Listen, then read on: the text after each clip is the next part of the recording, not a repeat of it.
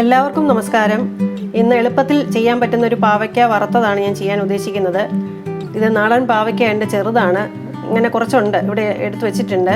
അപ്പം അത് ചെയ്യുന്നത് എങ്ങനെയാണെന്ന് വെച്ചാൽ, നമ്മൾ പാവയ്ക്ക ഈ രണ്ടറ്റവും കളഞ്ഞ് വെച്ച് വട്ടത്തിലല്ല മുറിക്കുന്നത്, നീളത്തിൽ മീനൊക്കെ ചെയ്യുന്ന രീതിയിലാണ് ചെയ്യാൻ ഉദ്ദേശിക്കുന്നത്. ഇതിൻ്റെ കുരു വേണമെങ്കിൽ എടുത്ത് കളയാം.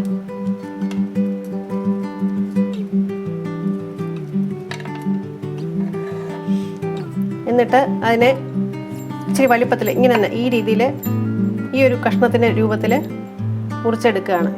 ഒരുപാട് ചെറുതാക്കുന്നില്ല, വട്ടത്തിൽ മുറിക്കുന്നില്ല. ഇങ്ങനെ പാവയ്ക്കെല്ലാം മുറിച്ച് വെച്ചിട്ട്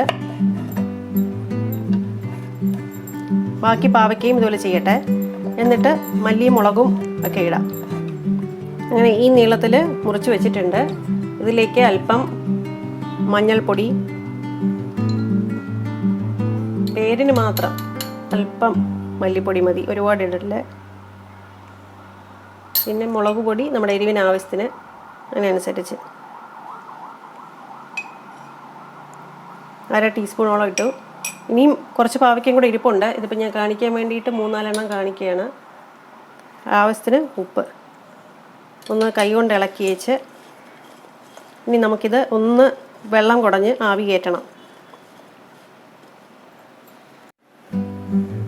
പാത്രം ചൂടായി കിടക്കുകയാണ്. അതിലേക്ക് ഈ പറഞ്ഞ പാവയ്ക്ക ഇടുകയാണ്. ഇനി അല്പം വെള്ളം, ഒരുപാട് വെള്ളം ഒഴിക്കരുത്, ഒന്ന് ആവി കയറിയാൽ മതി. വെള്ളം അല്പം ഒന്ന് തളിച്ചു കൊടുക്കുകയാണ്. ഇനി ഇതൊന്ന് മിക്സ് ചെയ്തിട്ട്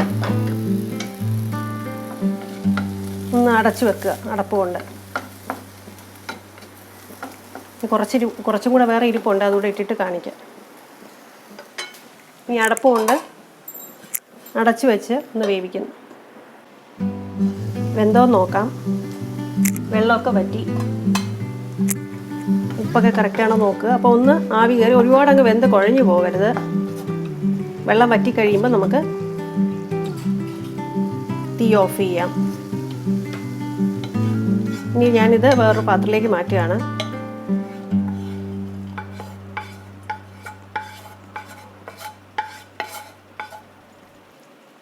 ഇനി ഇത് നമുക്ക് വേറൊരു പാത്രം ചൂടാക്കി എണ്ണയൊക്കെ ഒഴിച്ച് വറക്കാം. ഫ്രൈയിങ് പാൻ അടുപ്പത്ത് വെച്ചേക്കാണ്. കുറച്ച് വെളിച്ചെണ്ണ, മെഴുക്കുവരട്ടി ആയതുകൊണ്ട് 1-2 ടേബിൾ സ്പൂൺ വേണ്ടി വരും.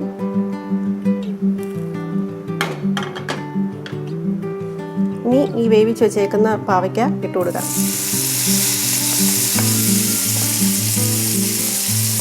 ഇപ്പോഴേ അങ്ങ് ഒരുപാട് ഇളക്കരുത്, ഒന്ന് നിരത്തി കൊടുക്കുക.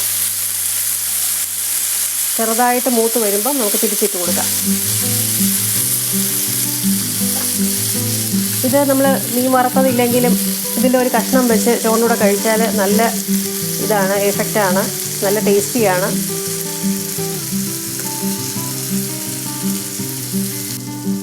പാവയ്ക്ക ചെറിയതായിട്ട് മൂത്ത മണമൊക്കെ വന്നു തുടങ്ങി. അപ്പോൾ ഒന്ന് ഇളക്കി കൊടുക്കുക.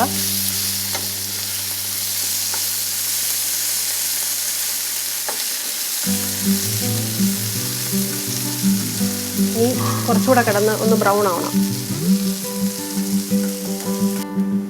പാവയ്ക്ക അങ്ങനെ മൂത്ത് വന്നിട്ടുണ്ട്.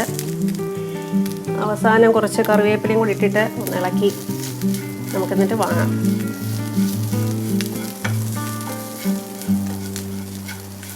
ഇത് ചോറിൻ്റെ കൂടെ നന്നായിട്ട് പോകുന്നതാണ്. സാമ്പാറിൻ്റെ കൂടെ, രസത്തിൻ്റെ കൂടെയൊക്കെ ചോറിലൊഴിച്ച് കഴിഞ്ഞാൽ ഇതും മതി. നന്നായിട്ട് ആസ്വദിച്ച് ചോറുണ്ണാൻ കഴിയും. നമുക്കിനി വാങ്ങാം. തീ ഓഫ് ചെയ്യാണ്.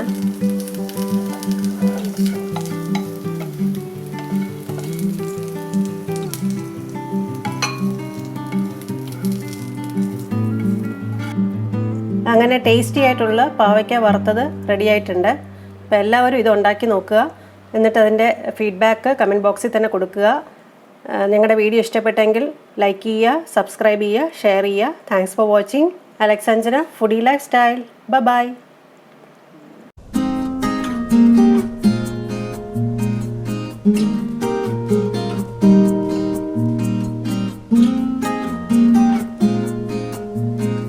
Mm-hmm.